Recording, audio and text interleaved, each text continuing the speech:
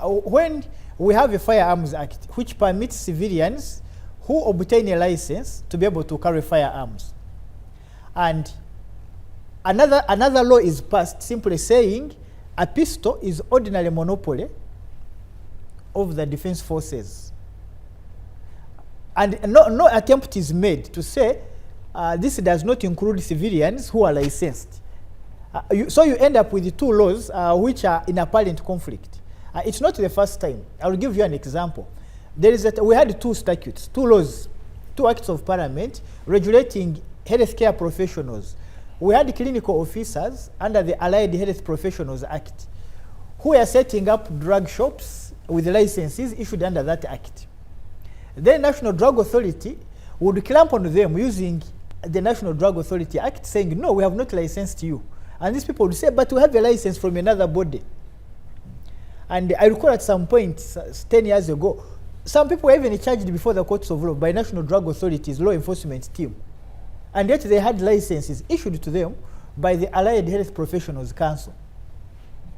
So we cannot rule out the possibility that someone who is seated at home has a firearm, it is duly licensed, could eventually get caught up and he said, oh, you are subject to military law. And then you say, no, but you say I have a license. And they will say, okay, maybe you go there and be charged and be remanded. Then you can make that as your defense. That is what is likely to happen with some individuals. Thank you very much. Honorable Ssegona, good evening and you're welcome. Article 129 establishes the courts of judicature and the powers. What does this passing of the UPDF Amendment Act mean for the judiciary as a separate entity, but also what does it mean for the separation of powers? You want in one word? It's criminal. How is it criminal? But there is contempt of court, which is a criminal offense. Earlier on, when Etienne called me, I was just a few meters away from here. I was contemplating whether I should come here and talk again. At some point I felt I should not. But then I thought I owe it to this country to come and announce the death of institutions of our country at the hands of people we think are intelligent men and women. First of all, you can accuse people like Wilson here of anything, but not deficit of intellect. But their intellectual power has been subdued by the show of might and force in this country. Earlier on, I had really forgiven the government, thinking they are possibly ignorant. And I pleaded to God to forgive them, thinking they didn't know what they were doing.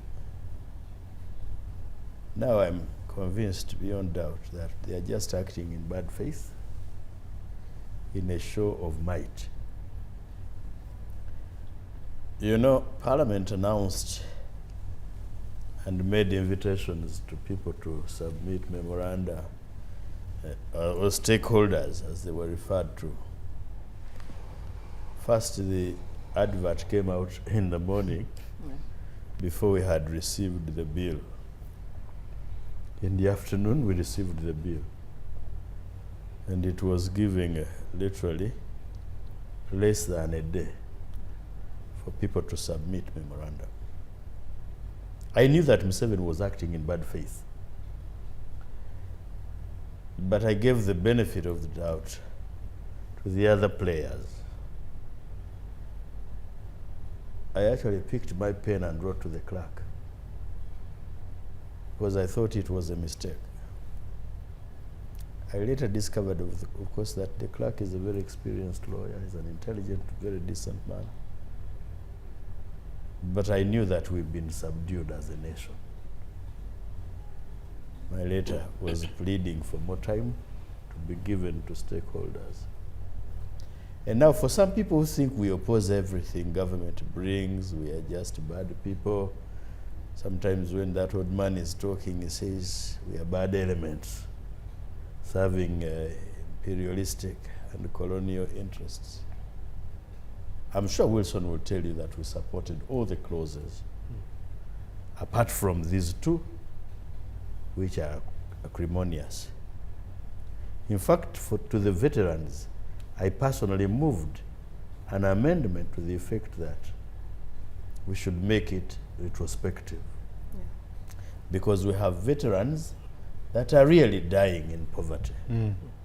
We have people, veterans and presumably serving officers, who are rotting in Mubende.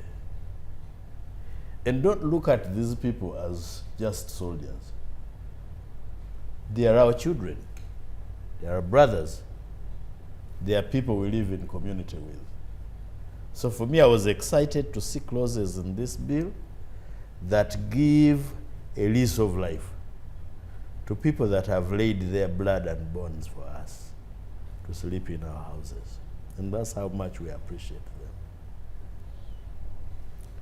But at the same time, we've got to mourn these two clauses, the destruction of institutions in our country, individualization of institutions and institutionalization of individuals.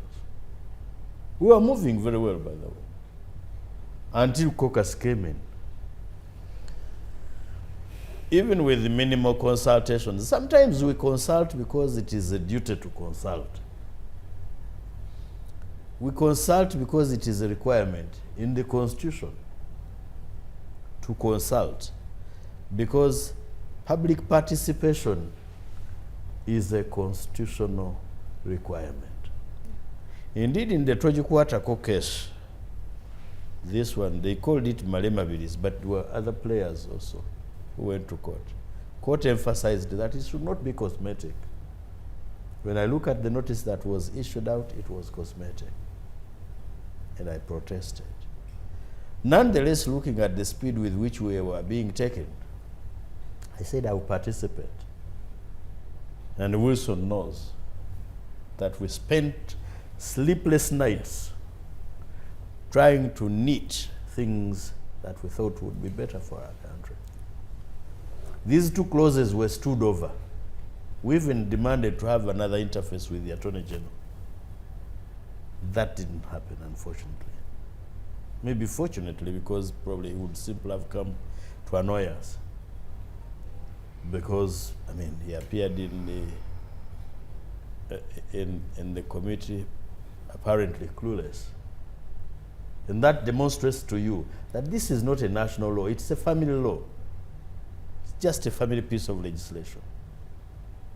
Why? Because the family wants to continue with the subjugation of this nation. They feel they need to use our sons and daughters in the army as scarecrows. Why I'm saying sometimes we consult because it's a requirement is because this one you simply needed to summon your common sense to understand. As Sarah said, Article 92 is clear, and we cited it to these people. You cannot legislate to overturn a decision of court. Why I forgive them in the past is probably they were excited when they were enacting this act in 2005. And the people gave a blank check to Museveni thinking he's acting in the interest of the country. Little did they know, because you know in 2005, he was deceiving them, actually, that he was going.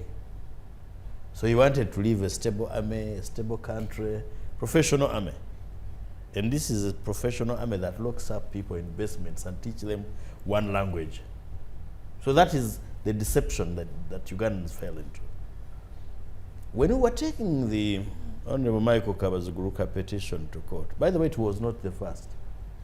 For me, my first attempt was in 2005, when we took Uganda Law Society case to court. I participated, we were led by the Honorable Oweekitiibwa Godfrey Lay, Oweekitiibwa Peter Mulira, and Daudi Mpanga. I wanted from the beginning to have a pronouncement that this court is unconstitutional. But I was advised that that would be interpreted as being political. I was also 2 years into practice. And I said, okay, I will attack it one day. In 2010, we took the same matter to court, Lord Mayor Elias Lukwago versus Attorney General. Unfortunately, that was not decided until 2016, when Michael Kabazuguka was again arraigned before the same court. We said, can we refer this matter to the Constitutional Court and the state proceedings? They said, no, no, no, no. We are constitutional. That's when we filed this petition. They lost the first attempt in the Constitutional Court. And this is how patient Ugandans have been.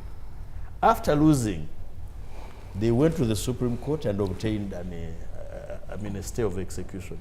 I don't know how you even stay execution of a declaration. We put up with that and said, okay, we shall be patient. Attorney General Chirio Wachiwanuka is not innocent of the law. He's not ignorant. But why he simply submitted to family rule, only God knows. Okay. So, sir, the enactment of the same provisions, making them even worse, to me is the worst thing that this country has ever seen. They say we have improved, we have responded to the issues of independence of the judiciary, of this so-called court, that, independence, security of tenure. What kind of security of tenure are you talking about? If someone expects to have a contract renewed and then redeployed, it doesn't make sense. It's a bogus law. Thank you. I'm bringing Colonel Chris. Colonel Chris, what is the role of the military in the politics of this country? Thank you, moderator. I think you are starting me off in the wrong direction when you start asking about the role of the military in politics. And I think I need to address some issues which have been raised by previous speakers here. First of all, I want to somewhat commend Councillor Jude. Among all the people who have been speaking about this matter, I find he has some objective reality. But the majority of them by far, those who have been opposing this legislation, have simply been posturing. And you can also hear here Honorable Ssegona, really full of cynicism when he talks about it, when he makes reference to family rule, which is very far from the truth. And this, I think this is very misleading to Ugandans. But I think Ugandans are also very wise, and they can judge what is real, what is false, and what is being projected as false narratives. First of all, I want to congratulate the members of parliament yesterday who passed this legislation, because I think they have rescued the people of Uganda. From what? This country was being pushed on the edge of the abyss. And I think some people joke too much. But, Colonel Chris, I think, just a second. No, just hold on. When we were off air, you said that in this country, we generally have peace. So when you say we were almost at abyss, it's a contradiction of what you said. Just hold on. Since the Supreme Court judgment in January and up to this point, not just civilian cases in the General Court Martial, and which are very few, by the way, very, very insignificant. The entire army, the entire justice system in the army has been frozen. Nothing was being done. The soldiers were in detention, just continued there. The court martials couldn't operate because the Supreme Court raised the important observations. And I think these observations in this new amendment have now been addressed.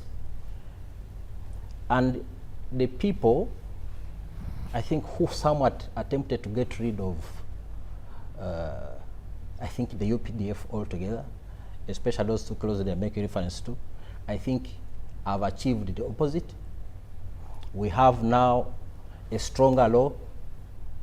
I think it's going to strengthen the security systems in this country, and the people of Uganda, I think, have reason to have hope. And I will explain. So, for starters, no trials are being conducted in the army. That's a very bad thing. The UPDF, one of our core tenets, one of our strengths is discipline. This Supreme Court judgment was not just about civilians, it was about the military. And that's why I said Counsel Jude raised some of these issues. The Supreme Court made reference to the composition of the UPDF court martials and the qualifications of members. The Chief Justice gave an analogy that it was akin to a lawyer like him going to a medical theater and conducting surgery. He gave guidance in his lead judgment, and those observations have been captured.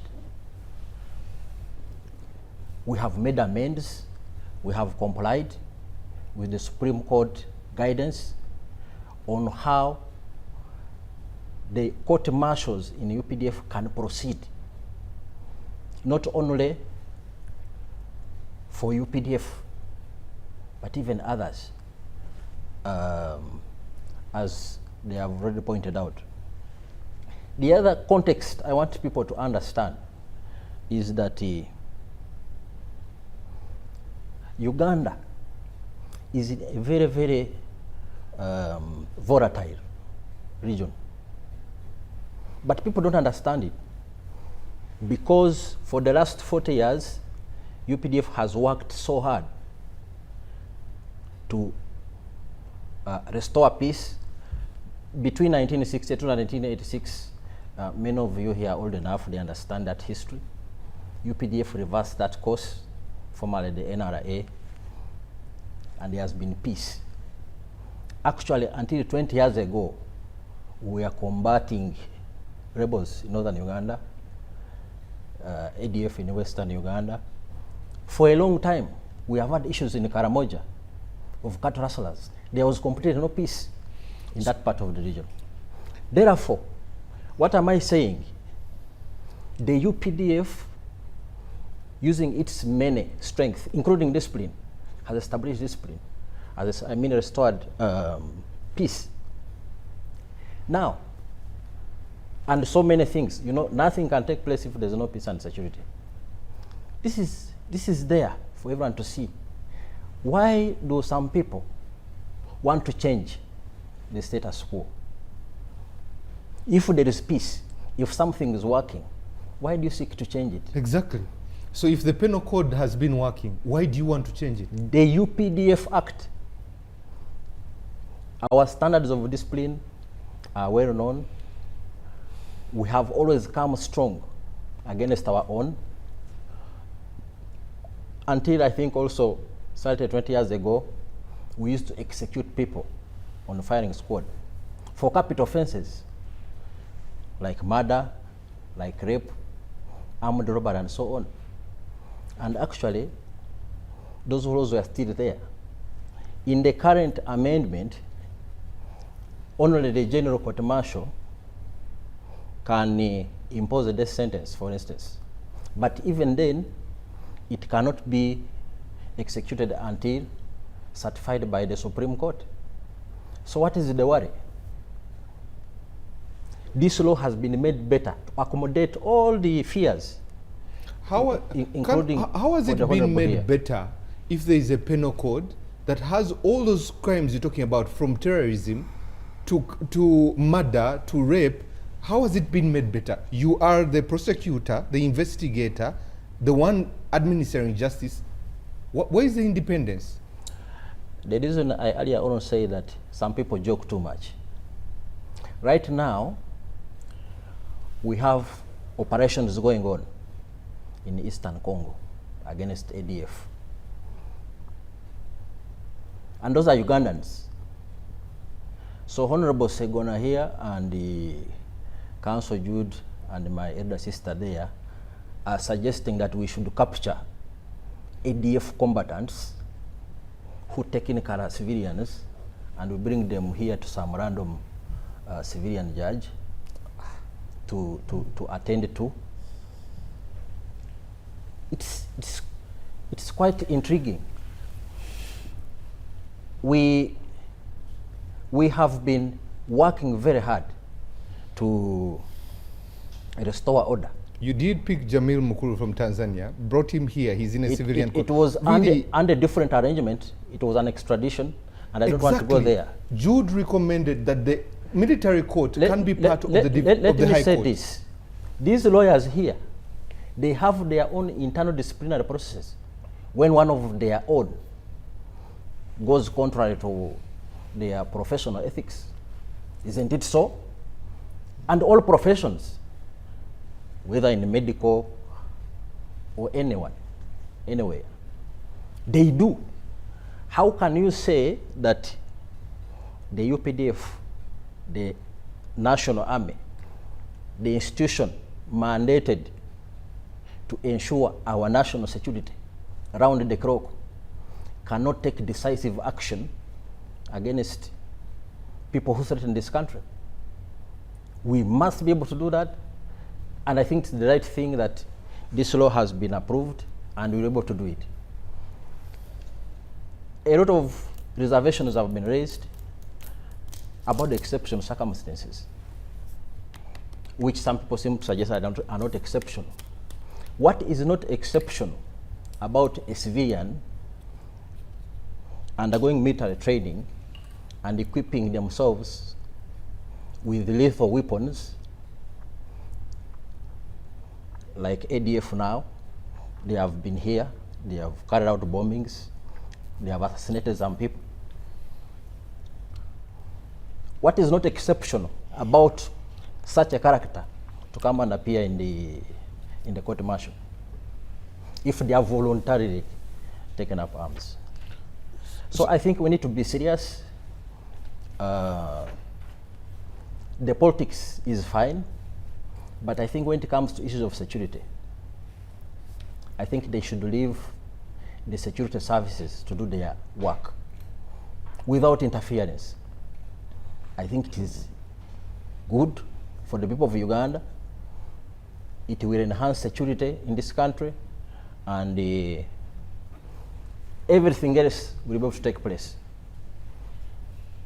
Let me hear from Honorable, and lastly, Dr. Sarah, before we take a break. Thank you. To our viewers and to my fellow panelists, we need to know what we are dealing with. The law is about Uganda People's Defense Forces. We are dealing with an army, and an army that has to be disciplined. We are dealing with an army, in this case Uganda People's Defense Forces, whose discipline is a cornerstone of stability and security for this nation.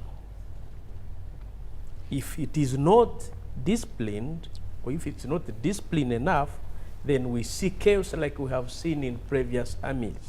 But Honorable, let me the finish. question is, but this army must have capacity to discipline itself. If you deny them that capacity to discipline itself and you start outsourcing it, then you are in trouble. What did we do to give them the ability to discipline itself, first and foremost? Two, and most why importantly, include the civilians? Absolutely. Why do we include civilians?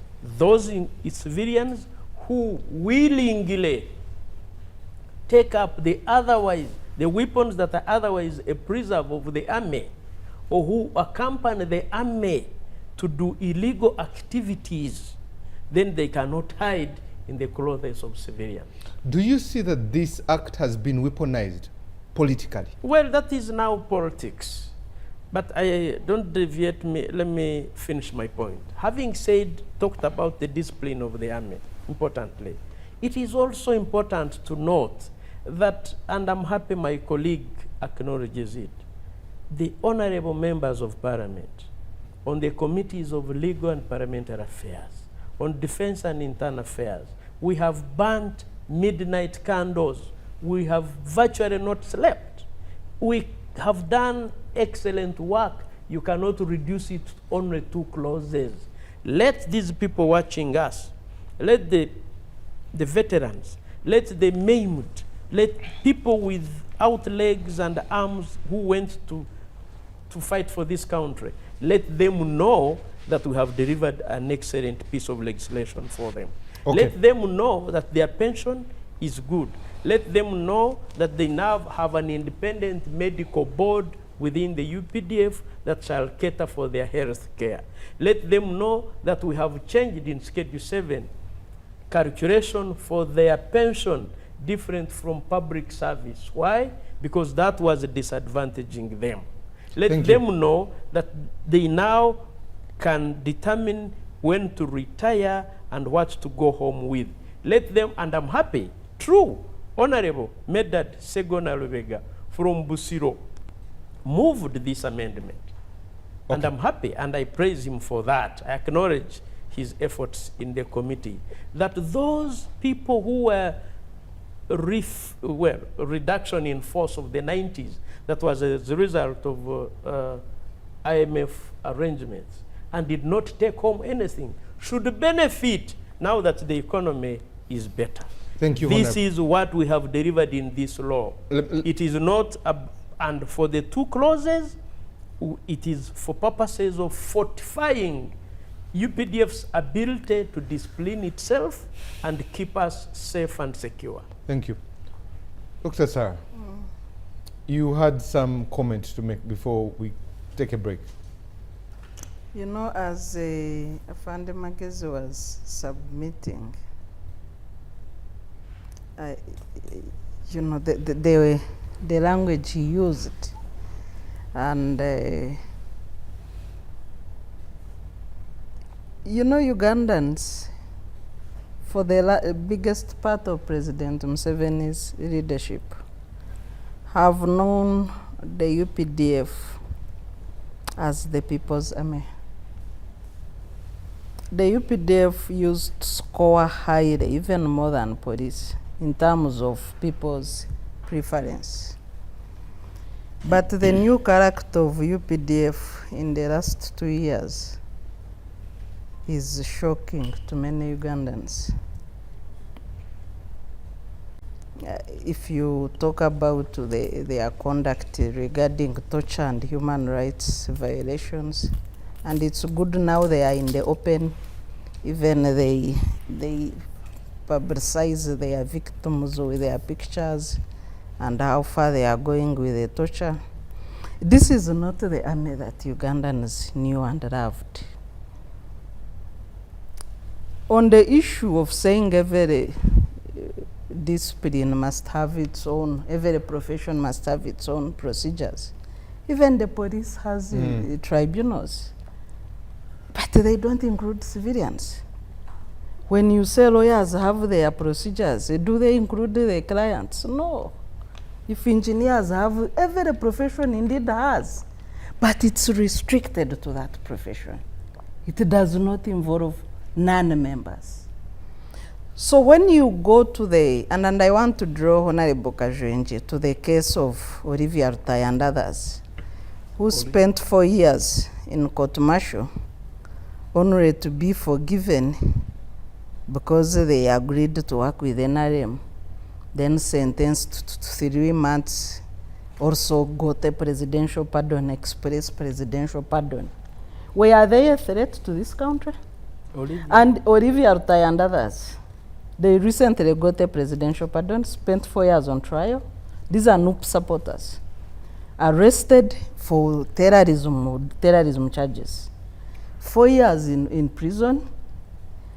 Then they said through Baram, they agreed to cooperate with NRM. then were sentenced to 3 months, terrorism. And after one week of sentencing, they got express presidential pardon, and some of them were even told to meet the president. Were they a threat to this country? Okay. Thank you, Doctor. Let me read some You're feedback. asking me? Yes. Let's first read Because some you feedback. think you are legislating for security of this country, forgetting the politicization and weaponization and victimization of opposition in this country. Okay. Please allow me, let's read some feedback that has come through. I'm Lawrence. I work in Bara. If government wants to invade another country, its manufacturers have not been told about what's happening. The country needs to listen to what is happening, especially in the economy, before some decisions are made. It is receiving a bad image in the sight of the citizens. This government is going to do this, is going to use this UPDF Amendment Act as a weapon against the opposition. Okay, thank you very much.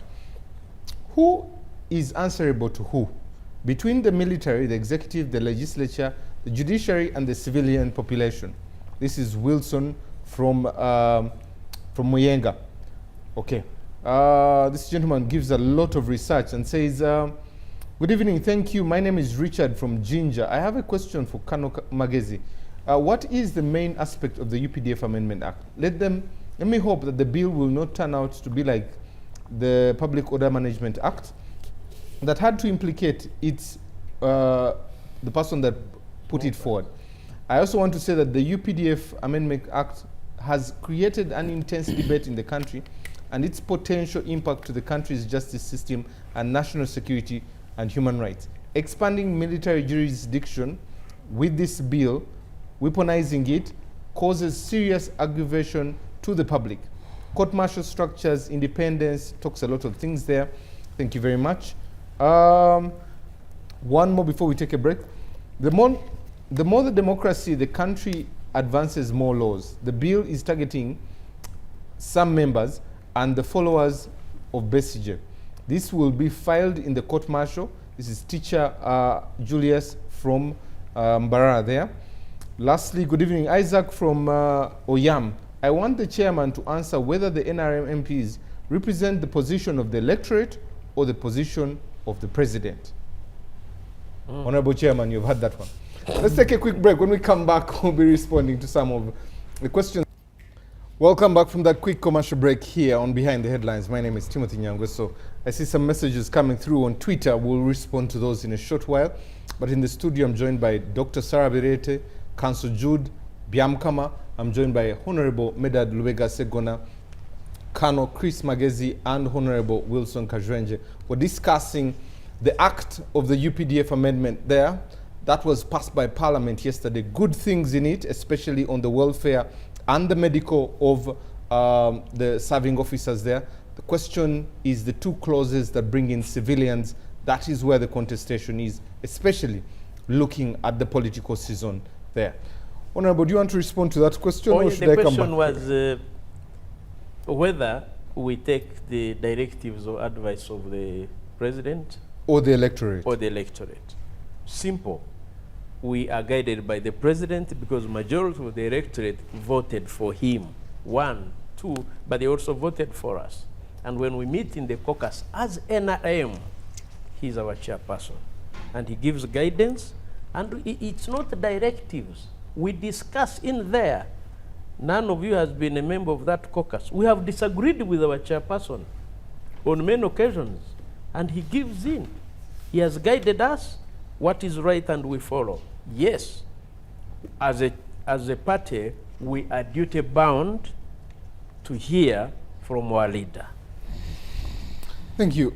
Jude, let me come to you before I come. I had a question for Honorable Kajwenje. Olivia Rutai and others were charged with terrorism by the military court-martial. Spent 4 years on remand in court-martial. When they later signed a memorandum with the Honorable Baram agreeing to cooperate with NRM, they were sentenced to 3 months. Terrorism. And forgiven after the sentence by the president. Do you think they were a threat to this country? I don't know the particulars of the Olivia Their lawyer is here. Oh, well, I really don't know the particulars to that. I would be doing a disservice to myself and the viewers if I commented on it. What I know, however, is that the president, as a fountain of honor, has capacity to forgive. You know, in fact, that is even in the Constitution. If they use that constitutional provision to ask for clemency, he did it as the head of state. Can I make just a small observation on that point raised by...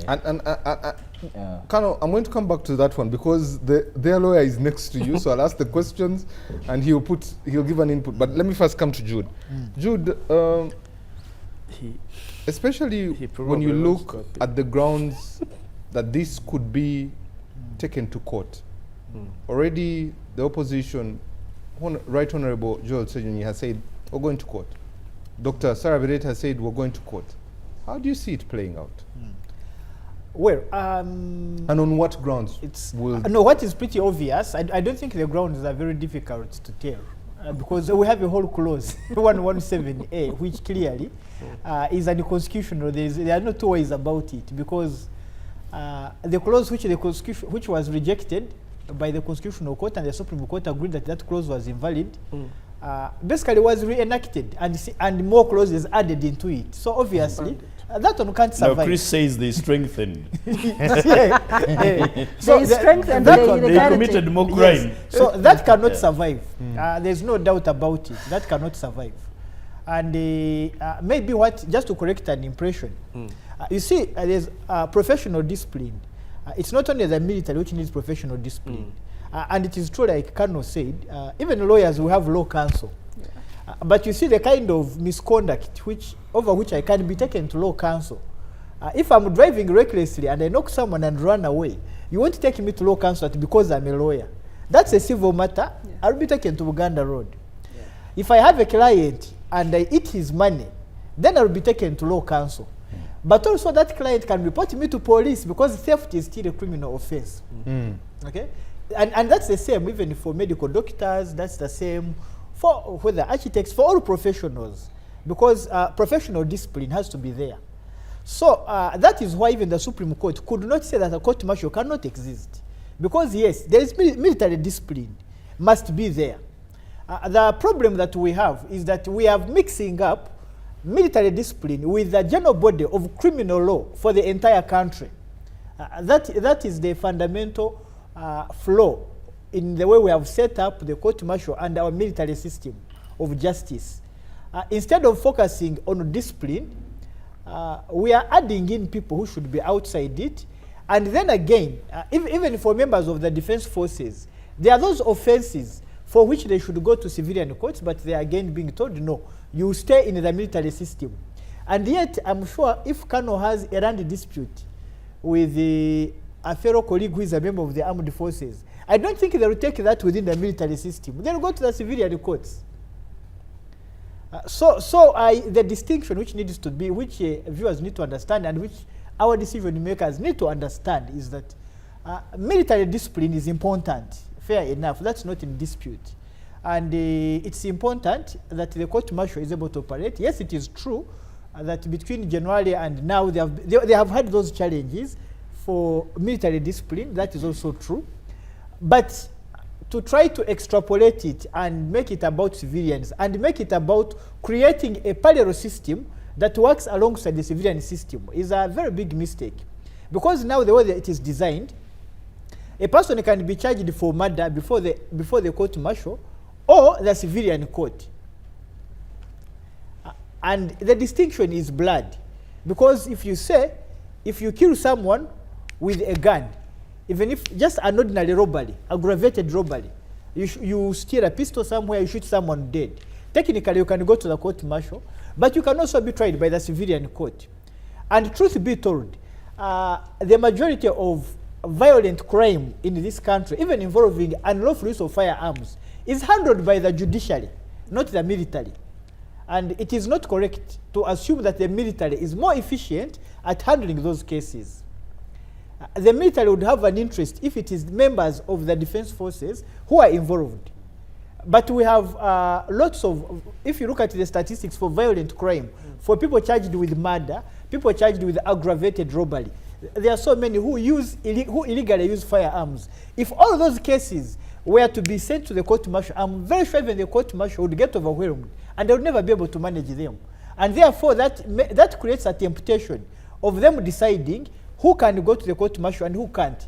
Because the law has not made that distinction, it becomes now a policy decision of whom should we target. And that is where those temptations of weaponization of politics come into play.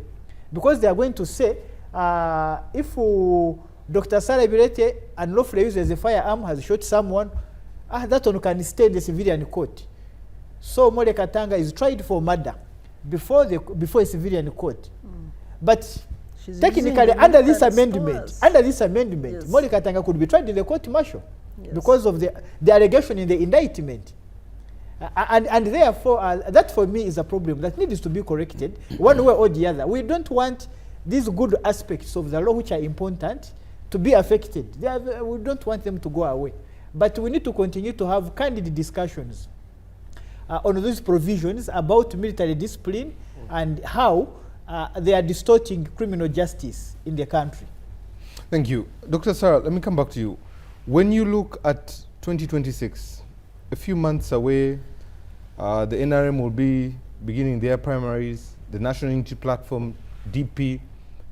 When you look at this law, and you look at the general elections, and you look at the public that is outrightly, by the messages, in outrage, what do you make of our elections come 2026? Well, going by the last by-election in Kawempe, where the army drove members in an urban constituency, including through a polling station. By the way, Ugandans are very scared of elections, and they are not looking forward to this election because of military violence.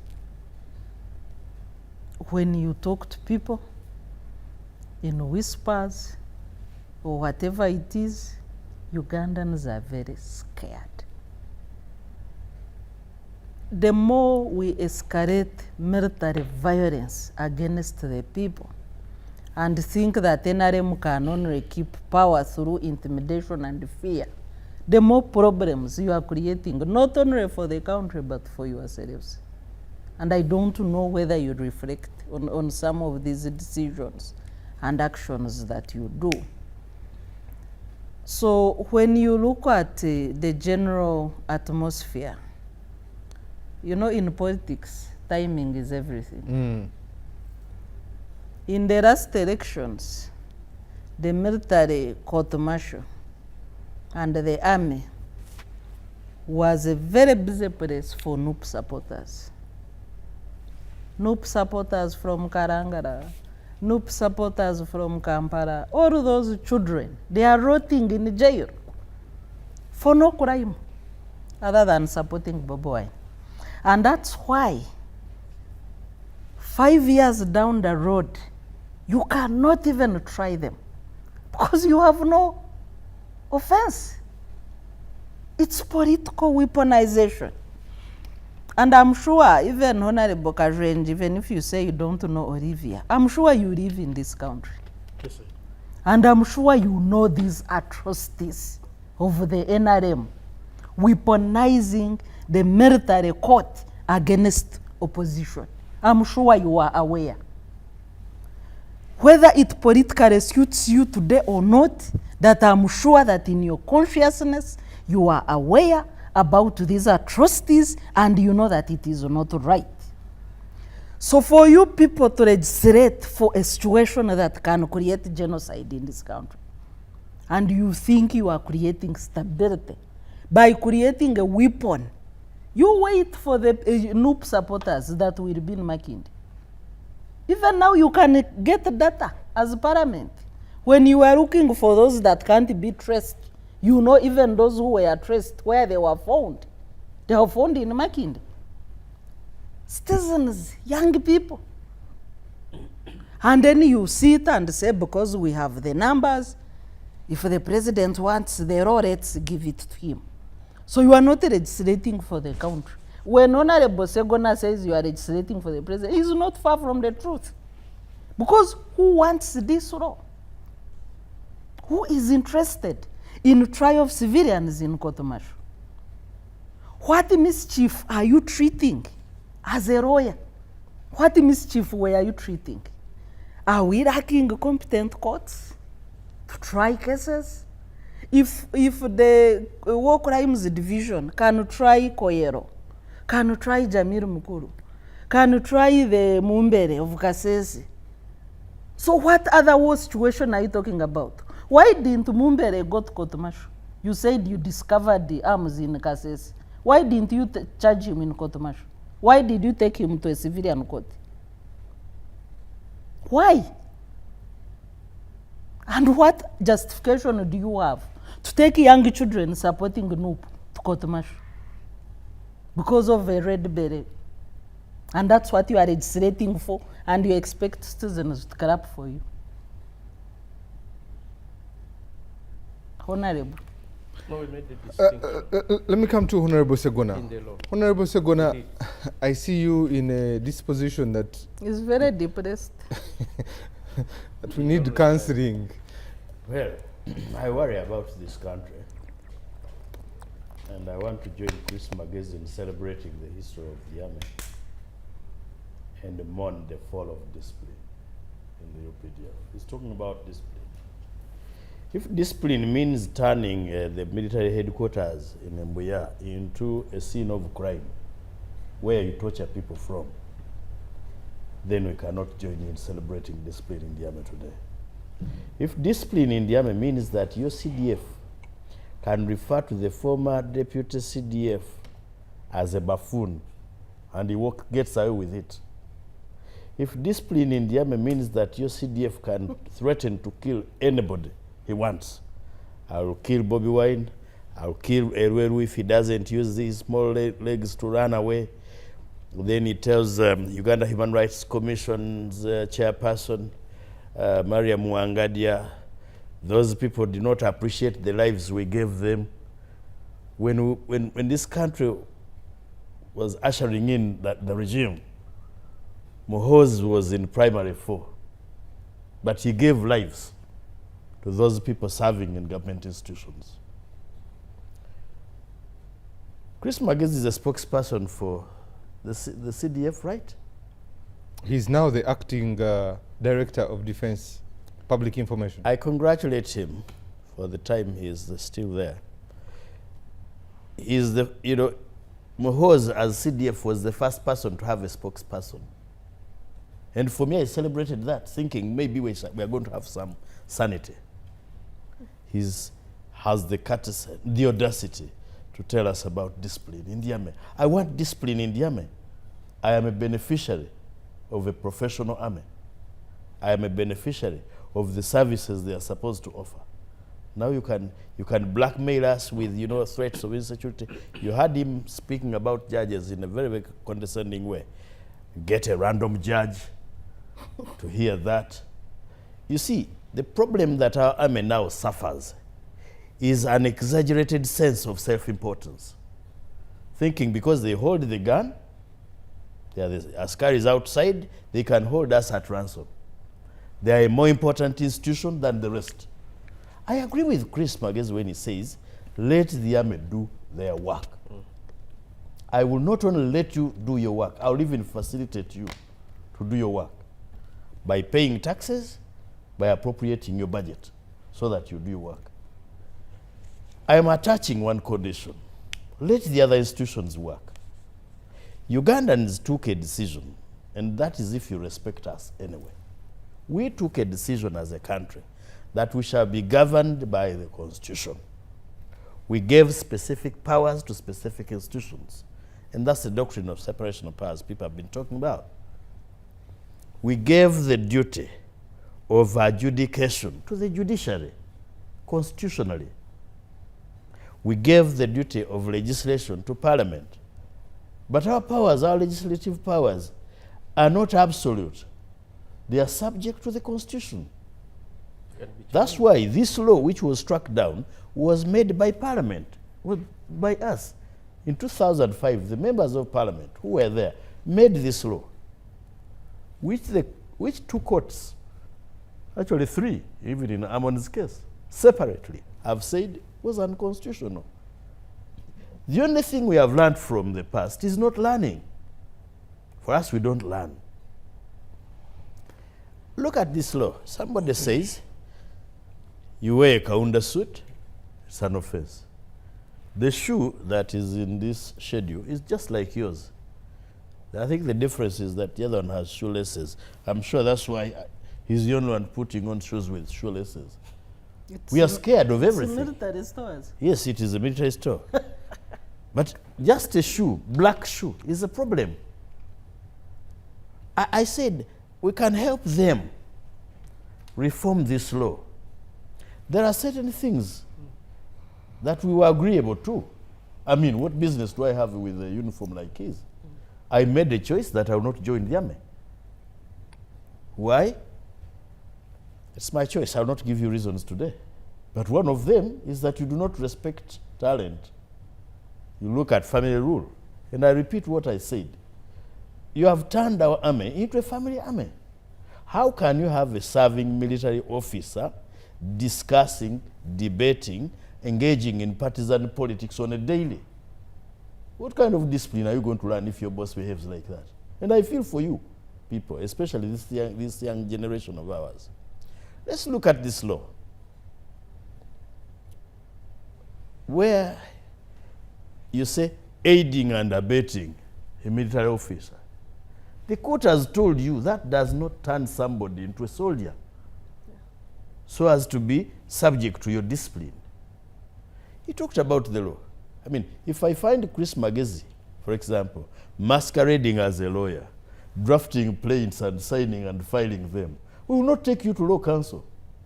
That will not bring you into our discipline. We shall simply take you to police. But look at what they're doing. You're messing up and you're destroying our country. That's why you're so depressed. You have just arrested a police officer.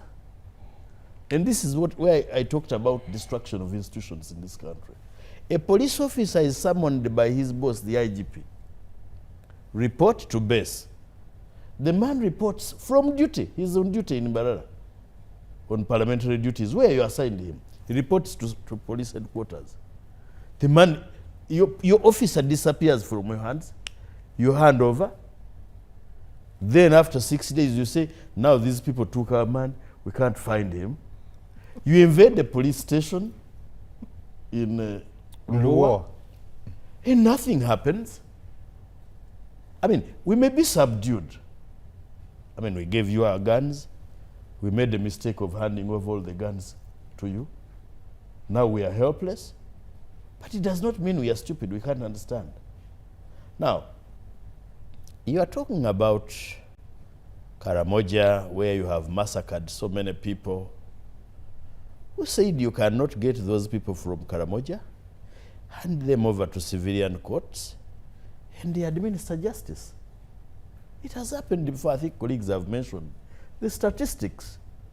The court tells you, and you tell me for you follow the law. The court tells you no, any offense that is a preserve of the civilian courts, don't touch it. You even increase the number of offenses. So now we are going to take them over. You have literally conducted a coup against the country. If we had the ability, we would be arresting you. But we do not have the ability. We are subdued. You talked about establishing courts under Article 129, but it doesn't stop there. Actually, the Constitution requires everybody, every institution of state, to give aid and assistance to ensure that decisions of court are honored and implemented. It's in the Constitution. Instead, what these people do is we will abuse it. Now, Genome 7 calls people. I think my brother Kajuenje is also very conservative with the truth. We have all the information that this time round when they reached Entebbe, the man simply opened his former big eyes and told them, don't joke with this one. If you think you're smarter than me, you're going to see. They are members of the NRM who had agreed that they are going to actually agree with us. Throw out these two clauses. Man, after Entebbe, they disappeared. And when we asked them what happened, the man is not tough but rough. He's rough this time. He said, you're going to see blood. But I think it is better that you listen to me, who was in Entebbe. No, but I don't trust you. If you can go ahead and sacrifice Ugandans for expedience, I don't trust you. Actually, Kajwenje, I cannot even ask you about anything that happened in Entebbe. You may find I actually know what happened in Entebbe more than you, because you were timid. You were not freely thinking and watching what was going on. Were you in Entebbe, Honorable Ssegona? No. My feelers were in Entebbe because I was interested in everything that was taking place. Okay. You know, and by the way, while I blame the president, you people have also turned the State House into a scene of crime. Okay. Because when you go there and plot, okay, you go there to plot and conspire against the country, you turn that place into a scene of crime. If I had the power, I would be seeing who enters there. The broke will not enter there. The timid will not enter there. The broke. Yes. Thank you, Honorable. Let me come to Colonel Chris. Colonel Chris, you spoke about discipline, and very many examples have been given. And this law, you say, is there to help really reinforce the discipline. The loopholes in there. Would you permit me a second? Yes. The Chief Justice, in his lead judgment, which with the concurrence of the rest said, the desire to maintain discipline in the army is not justification for invading the territory of the judiciary in taking over the jurisdiction of courts. Yeah. Interesting. With the examples given, how does this enforce the discipline that already seems like it's lacking?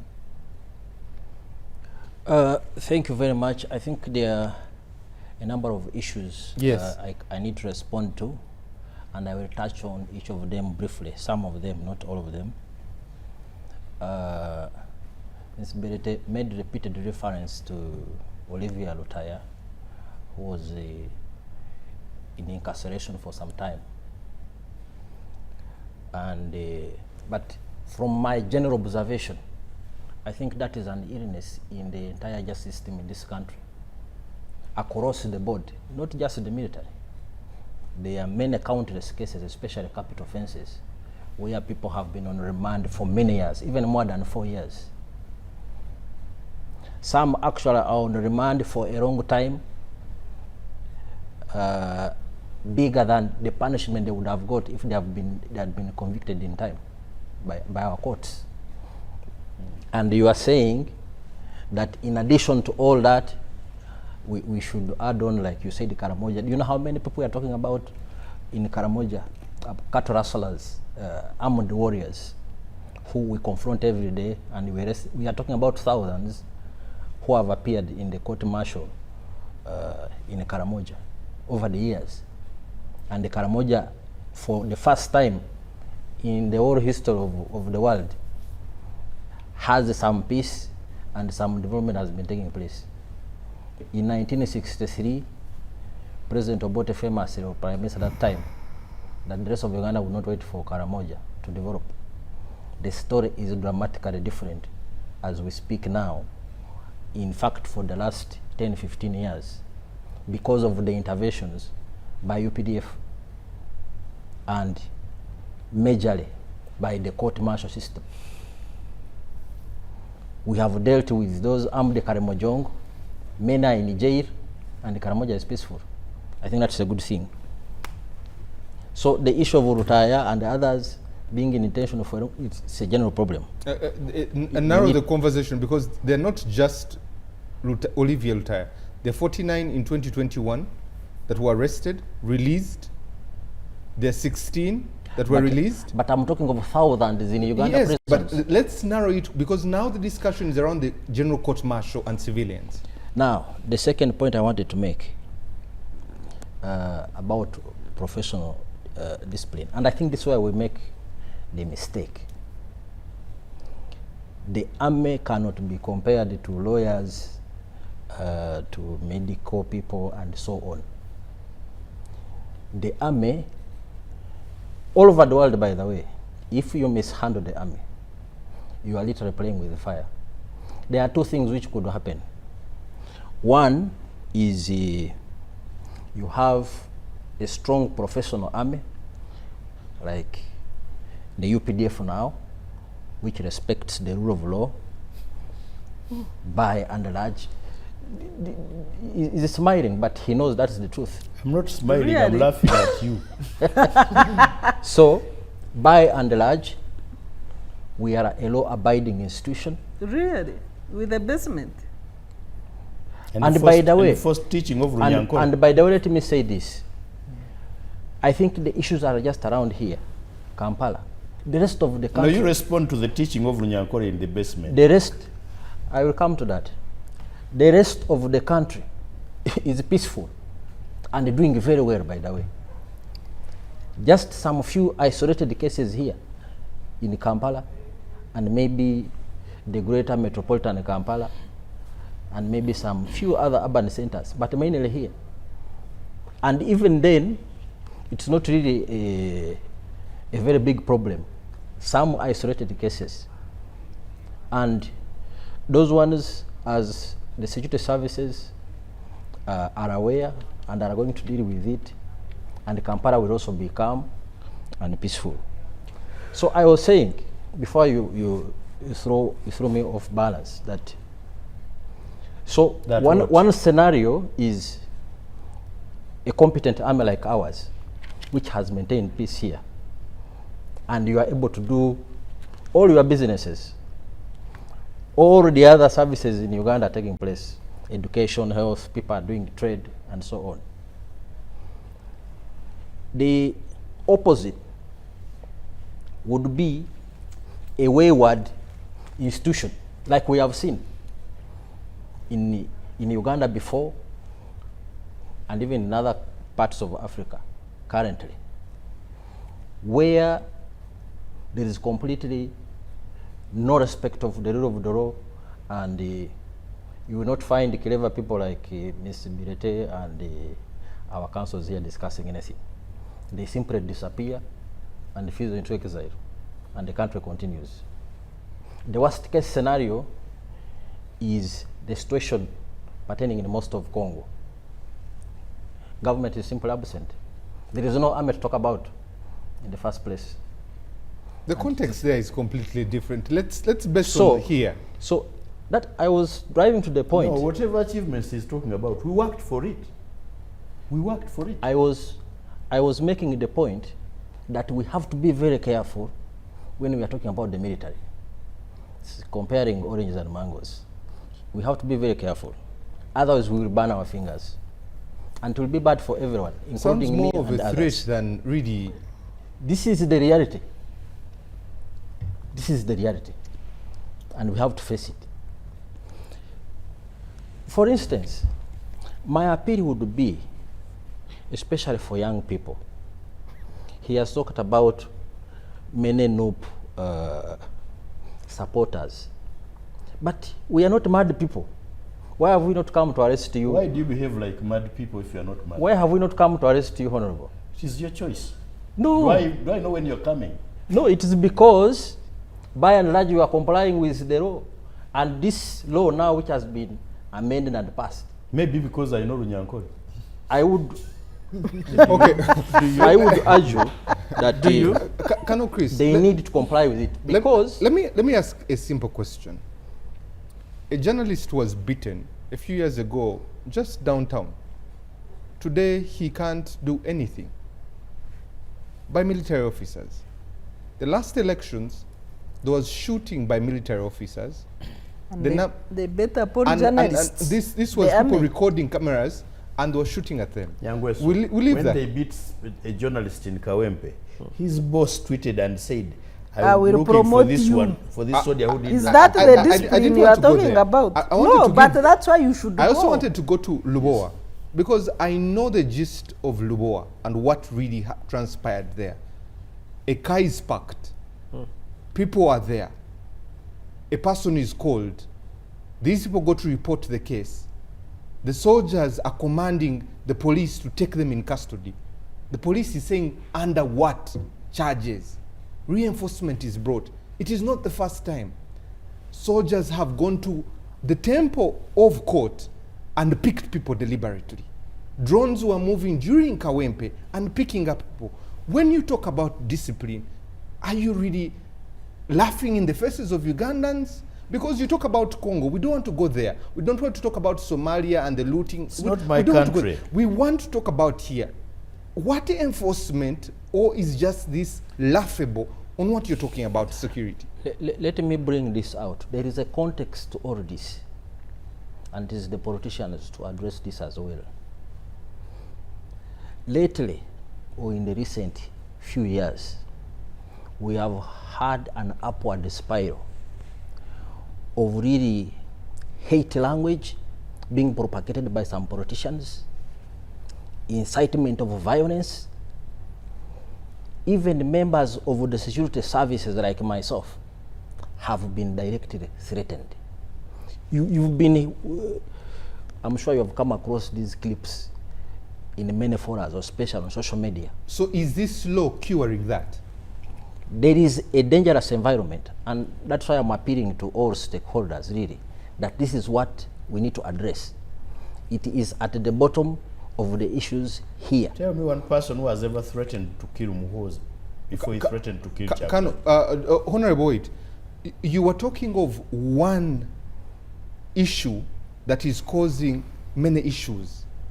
There is poverty, there is unemployment. Those are all issues causing insecurity. You're answering them with an act. Violence? You're answering them with an act to solve a problem that has ramifications that are many. Listen, at no point have I said that, or have I argued that the UPDF is perfect. In fact, that's why I've been repeatedly making reference. You've insinuated it's perfect. Not at all. In my opening remarks, I said discipline is one of our core values and accounts, I think, by far for our greatest success wherever we have been, here and in the region. Discipline, firm discipline against our own. Where they have always erred or made mistakes, we have always taken action, and a decisive action, and sometimes very severe, like in the case of very many years in jail, which I think has also been a point of discussion, and even death. And these amendments have been made now. But I'm talking about, for instance, people projecting themselves as military, threatening others. You know, these days, I'm sure Honorable should be aware, people can no longer put on yellow on the streets of Kampala because they fear to be assaulted. I was with him yesterday. He was putting on an ugly yellow T-shirt. That is not true, and you know it. You were there. You have no idea You know about it. what is ugly about yellow and what is bright. It's not your color. Yes, and that environment is completely tense for everyone, and So we that's why cannot you want accept. us What to is put the on red solution? because yellow is not. What is the solution? Let us go to politics, which are civil, of common sense, So that's why you're enforcing discipline in In us. the basement. of patriotism, of tolerance. We have had a senior political leader, not even one, I think several, openly calling for undemocratic means to capture power in public, mobilizing young people, and some are good enough and have ended up in that trap. Why are we pursuing that kind you of have pursued politics? that one. Why are we pursuing that kind of politics? Where we deliberately mislead young people? Is the army partisan? Not at all. Can the army salute any other president that comes into power? Absolutely. Certainly. That's the constitution. So, if that is it, what is the problem with taking an army officer who has murdered before a high court with evidence for him to receive fair, independent, and competent justice? And what's wrong with us? You are the prosecutor, the investigator, and you deliver the justice. The Supreme Court made reference to those points, and the amendment has just addressed them. And that's why I said that law is now stronger, it's more efficient, and it's going to help us deliver justice even better. Because all the issues they raised have been addressed. Not only for the civilians who are under contention, but what even issues for have our been own. addressed? Because even the UPDF members are also Ugandans. They deserve The fairness. Supreme Court said you can't charge offenses which are chargeable in other courts. Have you included those charges in your new law? I'm not into those intricacies. No.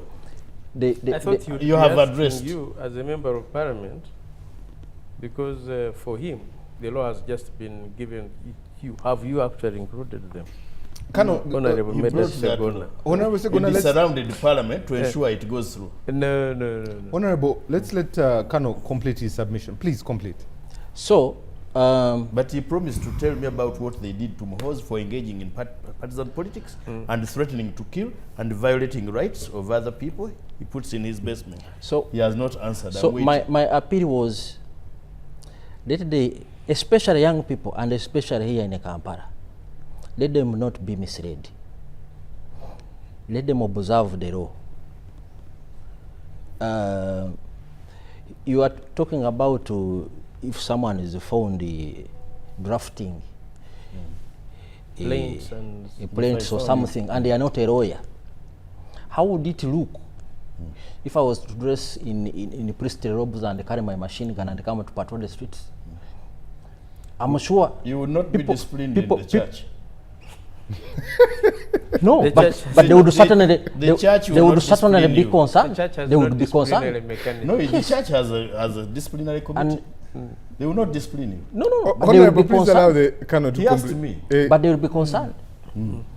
So, but the difference is that the They army, take you where you the belong. army is talking about deadly weapons. I asked here a question earlier. What is not exceptional about a so-called civilian who undergoes military training, gets equipped with deadly weapons, and comes and murders people, or kills people, or engages in any other crime, or aggravated robbery, and so on, or rape, as is happening, by the way. Not so much here in Uganda because the security systems are strong, but in many other places around the continent. What is not exceptional about that person appearing in a court of law legally, as the case Actually, might the be here in exceptional Uganda? cases, Chris, for your benefit, that the Chief Justice was referring to, is that there would be cases where actually he went ahead and qualified it and said where there are no functional civil courts. And I was helping, you remember, I was helping. I said, we can even provide for them. For example, someone has accompanied the army in Somalia, in Congo. They are on the front line. There is no possibility of our soldiers abandoning the front line to bring this person back to be charged in Uganda. Those are the exceptional cases. They were not about talking about exceptional offenses or matters, facts constituting offenses.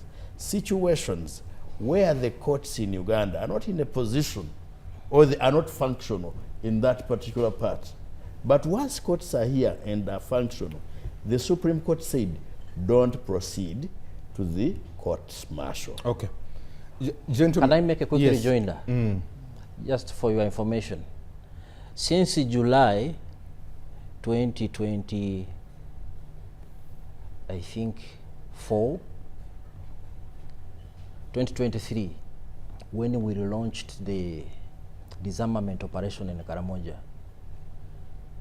because there was an upsurge again after about 10, 15 years since the conclusion of the disarmament operation that time in 2009. In the last 2 years, we have arrested over 26,000 in Karamoja alone now, in the Karamoja sector, 26,000 armed Karimojong warriors using guns to attack their neighbors, even raiding across the border and even across regions. 26,000.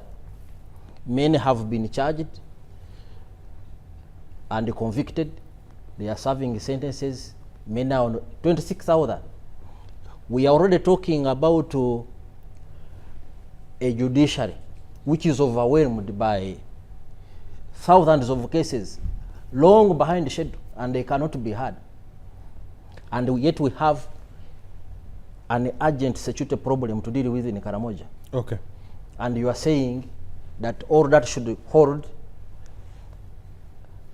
the people can continue committing crime No, and so on. Because what happens? take us more serious. Nobody has said that. No, listen. But what happens with the civil courts? Bail, detention, they are released. They go back and commit crime. The same people. Okay. But we are dealing with that situation. Yeah, maybe just to a explain. quick comment before we make You see, closing remarks. You see Kano's point. Even if we look at Karamoja sub-region, just specifically, the civilian courts, if you give them the infrastructure which the military has, they'll also do the same work. And in fact, I know for sure that over 100 of some of those warriors, some I think had crossed over, they were Kenyans from the Turkana region, some were minors, and they were still eventually, some were released still through the courts because they had pleaded guilty and things like that.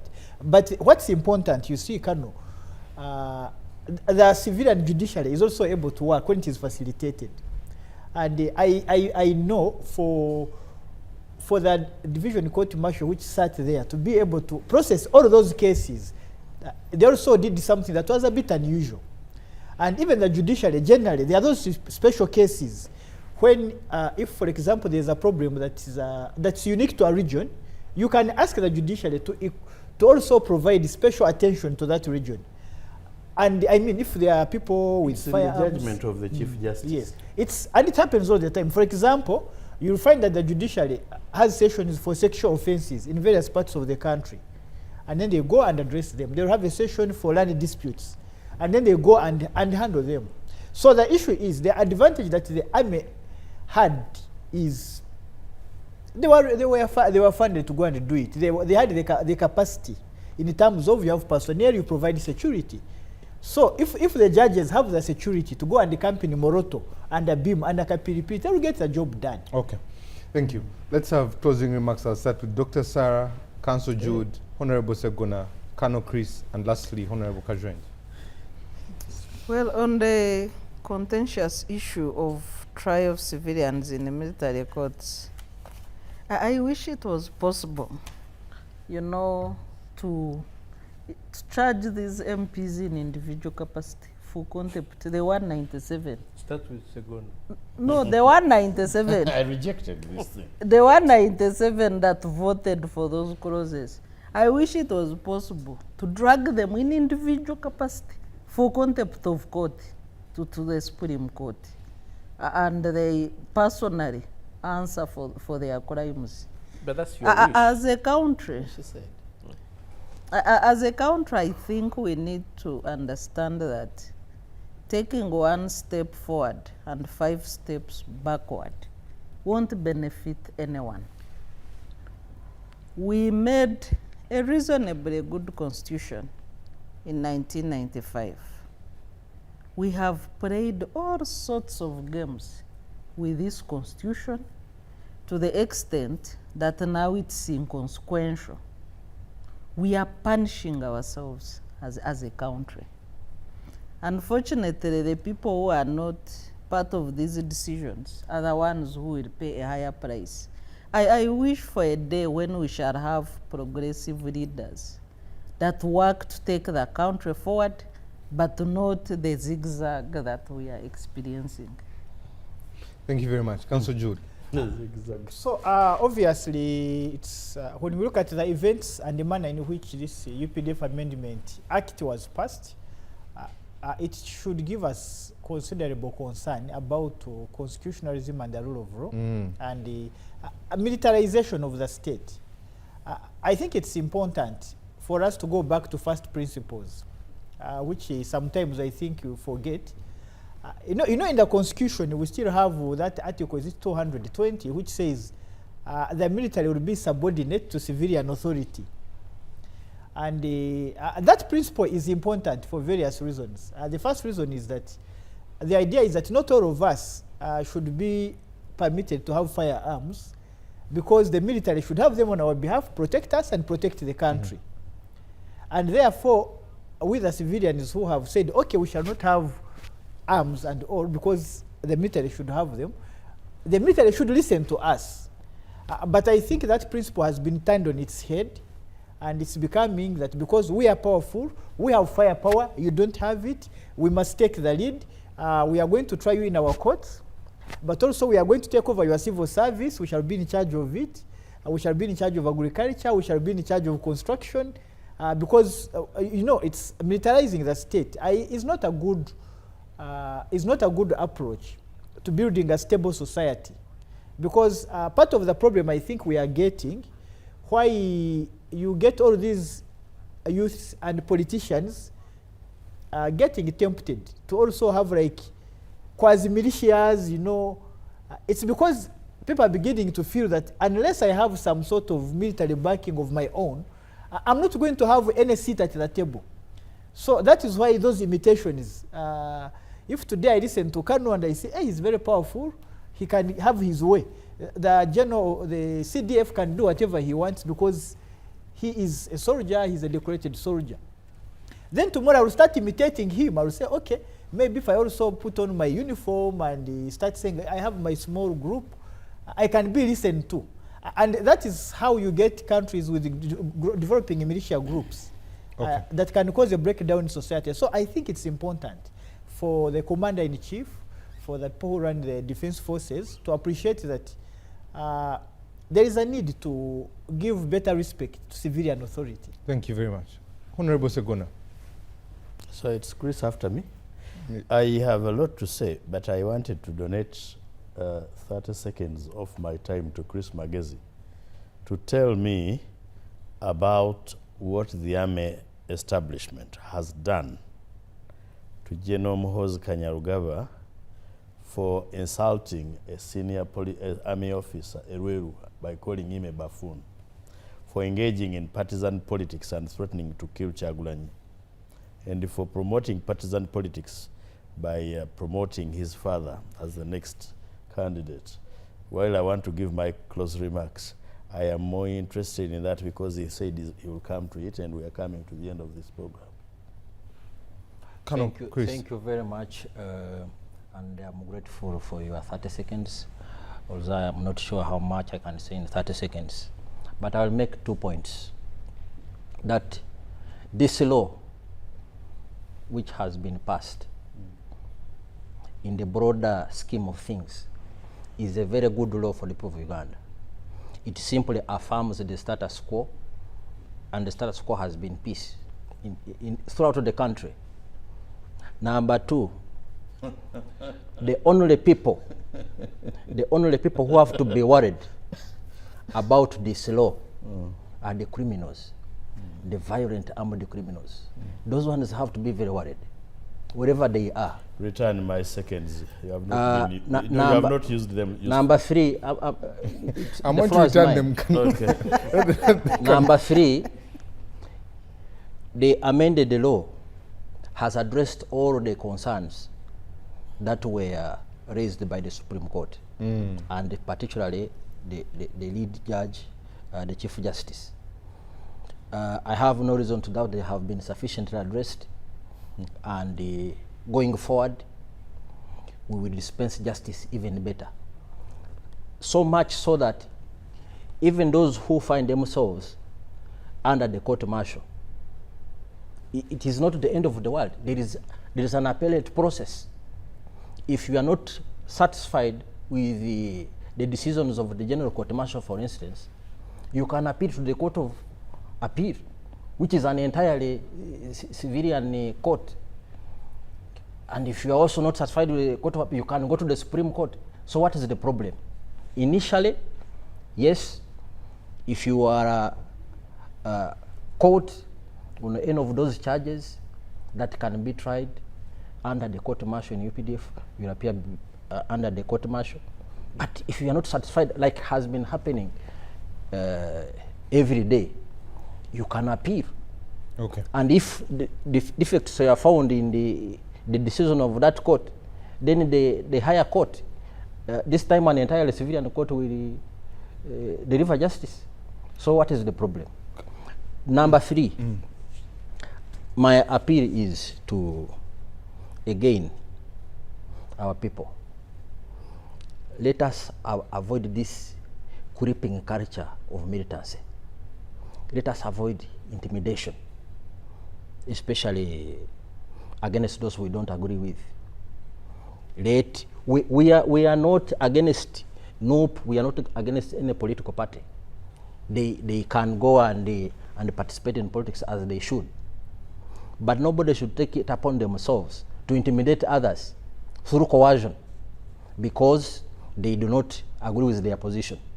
Let people be free to support whatever cause or belief they have without undue pressure from external forces, as has been happening now. And I again emphasize, especially around Kampala and surrounding areas. The rest of the country is really peaceful. Would you like to use his 30 seconds? He has raised several issues about... they're around one person, really? Yes, the CDF. But the same CDF has, like a buffoon, every day people are on airwaves, even on television shows like this, insulting the president. They have called him worse. Who among them has been arrested for that? There are very many. So if someone not the says, president abusing them. If someone says you are a this and that, but if it doesn't take anything away from you, what is the issue? I think that's discipline. No, you can interpret it in any way you want, but I don't see much. I still want you on that job, I don't see much offense or something to worry too much about something like that. Okay, thank you. Thank you. Allow me end with Honorable Kajwin. Thank you so much, Mr. Nyangwe. So when this law was... Is that how you're returning my Now I'm going to bring them to you. When this law was presented to Parliament, as a person representing the people of Nyabushozi, yes, I was looking at what I can do for my people, for the heroes who fought for this country and came out maimed. They shed their blood. They have been there in the constituency, my constituency, and been looking forward to also enjoy the benefits. I am happy that at the end of it all, by close of business yesterday, Parliament had enacted a law that caters for their medical care, that caters for their disability allowances, not only disability allowances, but also for the caretakers, but also for their pension. And once that was achieved, I came to the 2 clauses of 29 and 30 that talk about the ability for the army to discipline itself without outsourcing. Once that is done, I am home and dry. Okay. Honorable Ssegona, your last comment. No, I can only say to our army, it pays to do good. It pays to be disciplined. In fact, I don't know, ordinarily, if these people were disciplined, would not even need a law. Because even with the law, quite a number of them choose to be indisciplined. I have forgiven Chris Magezi for refusing, neglecting, and declining to answer the question I raised because he needs this job. But to me, that goes to the core of the destruction our country has endured. Okay. To Ugandans, do not curse us we are still fighting. To the Honorable Kajwenje and the group, what you fed on to Ugandans is like boiling a lot of meat, put in some few pieces of pork. You tell a Muslim, don't touch the pork, you go for the other one. Indeed, I agree with him. He has reason to be embarrassed. That's why, you see, they don't want to talk about the 2 clauses because they know how bad the job was.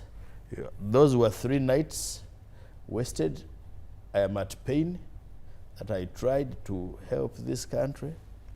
And my colleagues who are more in number decided to destroy the effort.